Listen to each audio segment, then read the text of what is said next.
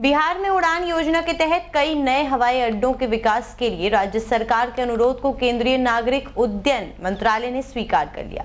मंत्रालय की project evaluation committee ने राज्य में 6 छोटे हवाई अड्डों की स्थापना या उसके विकास के पहले चरण में 25-25 करोड़ रुपए जारी करने की सिफारिश कर दी। बिहार में हवाई अड्डे का विस्तार अब तेजी से होने लगा है। जेडीयू के सांसद संजय झा ने जानकारी दी कि मोदी सरकार ने बिहार में नए एयरपोर्ट्स के निर्माण के लिए बिहार सरकार के अनुरोध को मंजूरी दे दी है। ये कार्य उड़ान योजना के अंतर्गत किया जाएगा, जिसमें पूर्णिया समेत कुल 7 जगह पर एयरपोर्ट्स विकसित किए जाएंगे। इसके अलावा पूर्णिया एयरपोर्ट के विकास के लिए भी 40 करोड़ रुपए जारी करने को मंजूरी दे दी गई है। इस तरह राज्य में उड़ान योजना के तहत 7 नए एयरपोर्ट की स्थापना या विकास के लिए कुल 190 करोड़ रुपए की मंजूरी मिल गई है।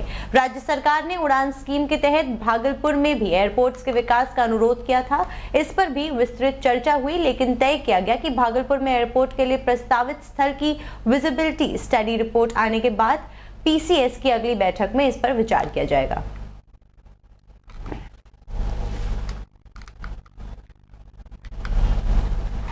भारतीय जनता पार्टी आज रविवार को अपना 46वां स्थापना दिवस मना रही है। इस अवसर पर पटना बीजेपी कार्यालय में बिहार के उप मुख्यमंत्री सम्राट चौधरी, बीजेपी प्रदेश अध्यक्ष दिलीप जायसवाल ने दीनदयाल उपाध्याय और श्याम प्रसाद मुखर्जी को श्रद्धांजलि दी।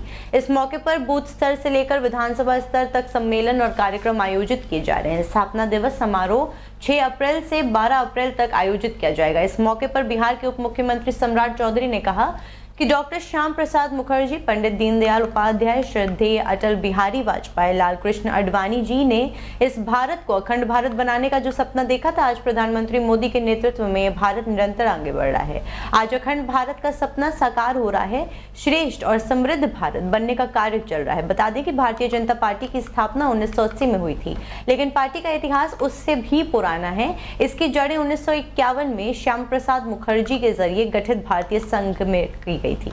1990 के दशक में अटल बिहारी वाजपेयी और लाल कृष्ण आडवाणी जैसे नेताओं के नेतृत्व में पार्टी को मजबूती मिली और वो केंद्र में सत्ता में आई। गोरखपुर में भारतीय जनता पार्टी का 46वां स्थापना दिवस बड़े धूमधाम से मनाया गया। इस मौके पर मुख्यमंत्री योगी आदित्यनाथ ने पार्टी कार्यालय पहुंचकर झंडा फहराया और कार्यकर्ताओं के साथ सेल्फी भी ली।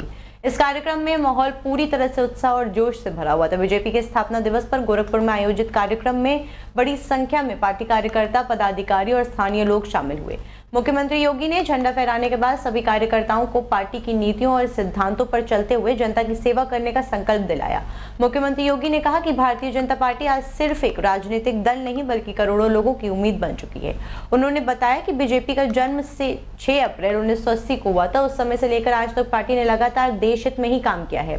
सीएम योगी ने यह भी कहा कि प्रधानमंत्री नरेंद्र मोदी के नेतृत्व में देश में कई ऊंचाइयां आ रही हैं। आज भारत दुनिया में एक मजबूत और आत्मनिर्भर राष्ट्र के रूप में उभर रहा है।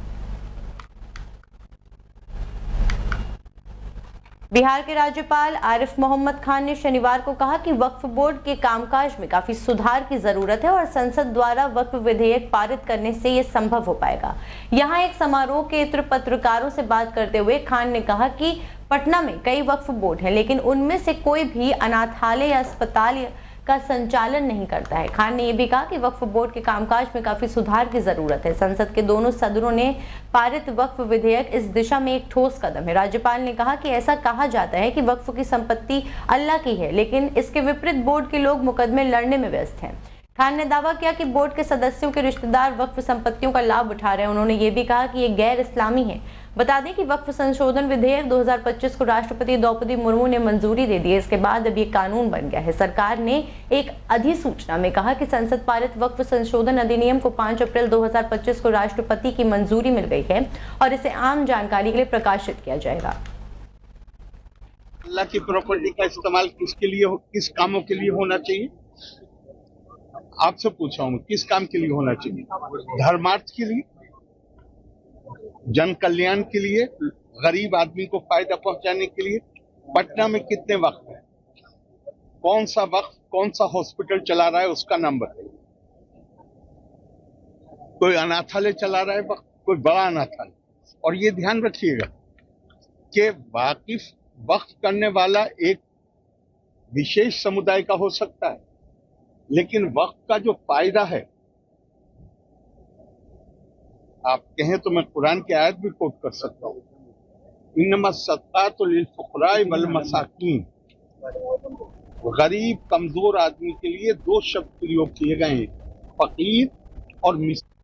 बिहार में एक प्रोफेसर और छात्रा का ऑडियो तेजी से वायरल हो रहा है, जिसमें प्रोफेसर उत्तर पुस्तिका में नंबर बढ़ाने की बात कर रहा है और इसके एवज में उस लड़की से गिफ्ट मांग रहा है। यूनिवर्सिटी के लोगों ने प्रोफेसर की आवाज की पहचान कर ली है, हालांकि वो अभी इस संबंध में कुछ भी बोलने से इनकार कर रहे हैं।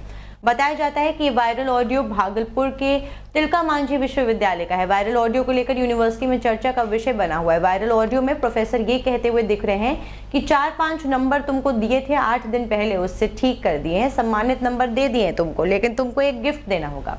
अब तुमको जो भी गिफ्ट देना है अपने मन में सोच कर रखना। ये बातचीत के वो अंश हैं जो इन दिनों सोशल मीडिया पर वायरल हो रहे हैं। इसमें प्रोफेसर आगे कहते हैं कि नंबर बढ़ाने की चर्चा तुम बैचमेट या क्लास में किसी से मत करना। नंबर बढ़ाकर रिजल्ट ठीक कर दिए हैं।